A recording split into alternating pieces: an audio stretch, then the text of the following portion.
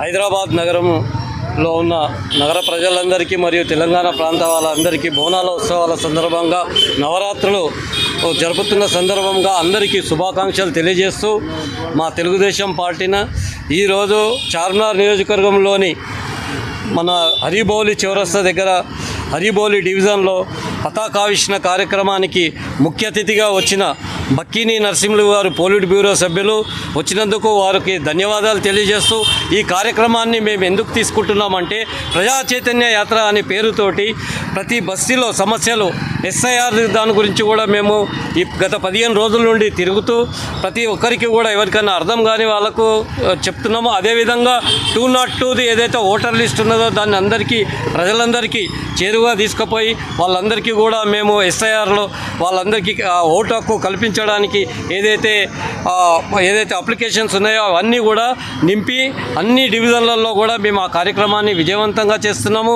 కేంద్ర ప్రభుత్వం కూడా మనకు ఇప్పుడు ఆగస్టు 10 తారీఖు ఇచ్చినందుకు వారికి కూడా మేము ధన్యవాదాలు చేస్తున్నాము. ఎందుకంటే ఎవరైనా చేయని వాళ్ళు ఉంటే చేసుకోవడానికి మేము ప్రత్యేకంగా ఈరోజు ఈ కార్యక్రమాన్ని నిర్వర్తిస్తున్నాం. ఎందుకంటే సార్ కానీ ఇక్కడ ఉన్న అభివృద్ధి కార్యక్రమాలు కూడా గత 2-3 ఏళ్ల నుండి ఏమీ జరగడం లేదు.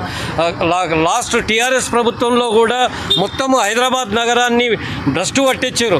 ఏదైతే చంద్రబాబు ఆ రోజు మనకు క్లీన్ అండ్ గ్రీన్ ఒక 10 సార్ల అధికారం ఉన్నన్ని రోజులు కూడా క్లీన్ అండ్ గ్రీన్ కేంద్ర ప్రభుత్వం ద్వారా మనం సర్టిఫికేట్ తెచ్చుకున్నాం. అలాంటి నగరాన్ని ఈరోజు మొత్తము గుంతల రోడ్లు మరియు ఎక్కడైనా వర్షం వస్తే మనకు కుంటల మాదిరిగా కనిపిస్తున్నది. కావున మాకు ఈ అవకాశాన్ని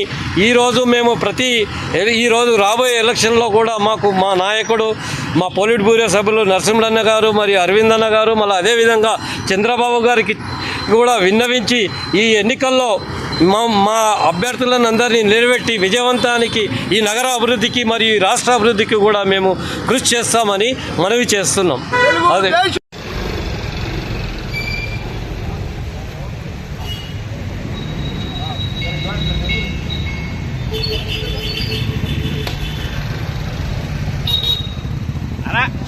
హలో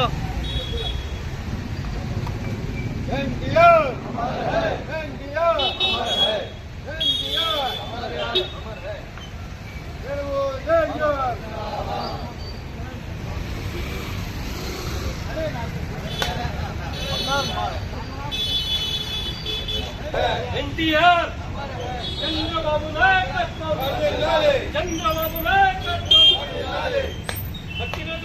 నరసింహుల నాయకత్వం నరసింహుల నాయకత్వం